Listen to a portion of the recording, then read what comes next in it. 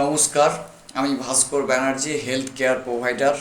আজ এসেছি একটা অতি পরিচিত রোগকে নিয়ে আলোচনা করার জন্য, যে রোগটার নাম হাইপারটেনশন বা উচ্চ রক্তচাপ। কী কারণে এই রোগটা হয়? না, ব্লাড ভেসেলসের ক্ষমতা কমে গিয়ে, ধমনীর ক্ষমতা কমে গিয়ে এই রোগের সৃষ্টি হয়।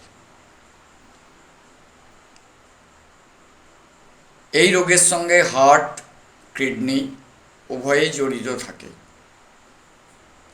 বেশ কয়েকটা কারণের জন্য এই রোগটা হয়। সেই কারণগুলো কি কি? 1 নম্বর, হেরিডিটারি, বংশ পরম্পরাক্রমে এই রোগ কোনো কোনো পরিবারের দেখা যায়। 2 নম্বর, দৈহিক গঠন, ওজন খুব বেশি, শরীরে অতিরিক্ত মেদ যাদের রয়েছে তাদের এই রোগ দেখা যায়। সাধারণত বয়স্কদের এই রোগের পরিমাণ বেশি। যাদের 40 থেকে 70 বছর পর্যন্ত বয়স, তাদের ক্ষেত্রে এই রোগের পরিমাণ বেশি দেখা যায়।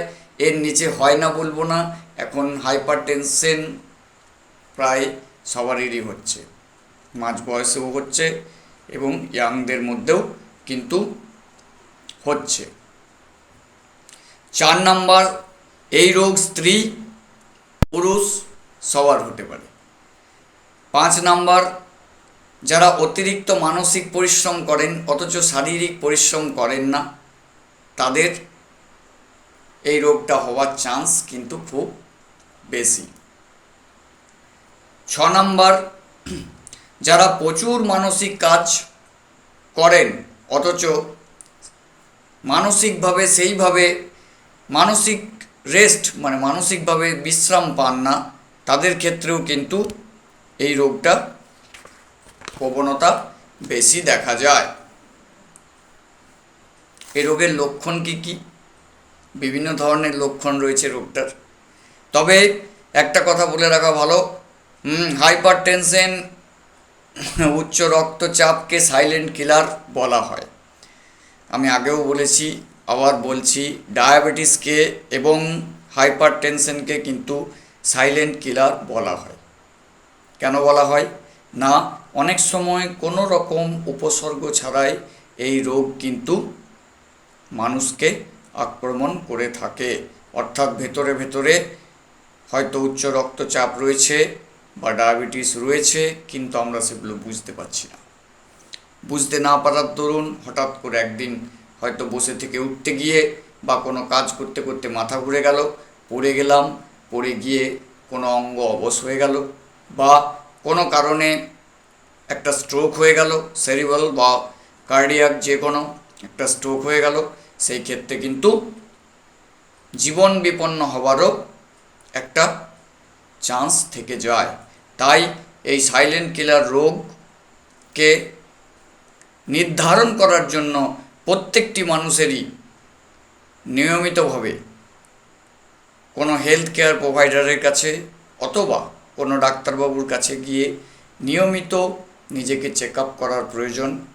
অর্থাৎ বিপি মাপানো, ব্লাড প্রেশার মাপানো এবং রক্তে সুগারের পরিমাণ পরীক্ষা করা অবশ্য করে প্রয়োজন। তো কিছু কিছু ক্ষেত্রে কিন্তু এই রোগের কিছু লক্ষণ দেখা যায়। যেমন এই রোগ হলে অনেকের শীত বোধ হয়, অনেকের মধ্যে মনে হয় আমাকে প্রচুর ঠান্ডা লাগছে। অনেক পেশেন্ট কমেন্ট করে, কেউ কেউ বলে ডাক্তারবাবু আমার মাথাটা হঠাৎ ঘুরে গেল। আবার কোনো কোনো পেশেন্ট এসে কমেন্ট করে, বলে ডাক্তারবাবু আমি বসেছিলাম, বসে থাকতে থাকতে হঠাৎ করে উঠতে গিয়ে আমার মাথাটা এমন চক্র দিয়ে দিল, আর একটু হলেই পড়ে যেতাম। কেউ কেউ বলে আমার বুক ধড়ফড় করছে। কেউ কেউ আবার এসে বলে ডাক্তারবাবু আমার চোখে কেমন আমি আবছা আবছা দেখছি, অস্বচ্ছ দৃষ্টি। শ্বাসকষ্ট প্রভৃতি কিন্তু এই রোগের কিছু লক্ষণ। তাছাড়া যাদের উচ্চ রক্তচাপ রয়েছে তাদের পরিশ্রম করতে গেলে কষ্ট, পরিশ্রমে অনীহা এসব কিন্তু থাকতে পারে।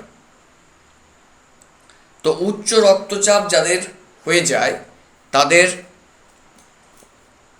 কিছু ডাক্তারবাবুর কাছে গিয়ে ডাক্তারবাবুর পরামর্শ নিয়ে কিছু মেডিসিন কিন্তু খেতে হয়, এবং সেই মেডিসিন প্রায় তাদেরকে, যাদের উচ্চ রক্তচাপ একবার হয়ে যায় তাদেরকে প্রায় সারা জীবনই খেতে হয়। অর্থাৎ প্রেসারের ওষুধ, সাধারণ ভাষায় বললে যে প্রেসারের ওষুধ যদি একবার স্টার্ট করা হয়, শুরু করা হয়, তাহলে সেটাকে সারা জীবনই খেয়ে যাওয়া হয়।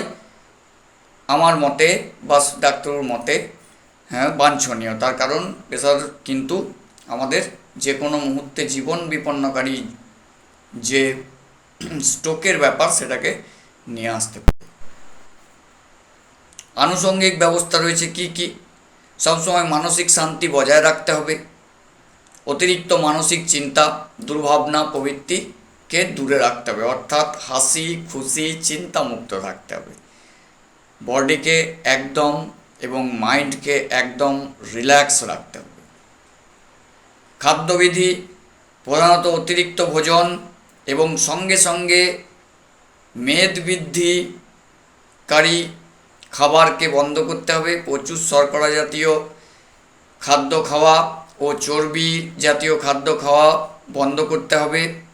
তেল, ঘি, ঝাল মশলা কম খেতে হবে যতটা পারা যায়।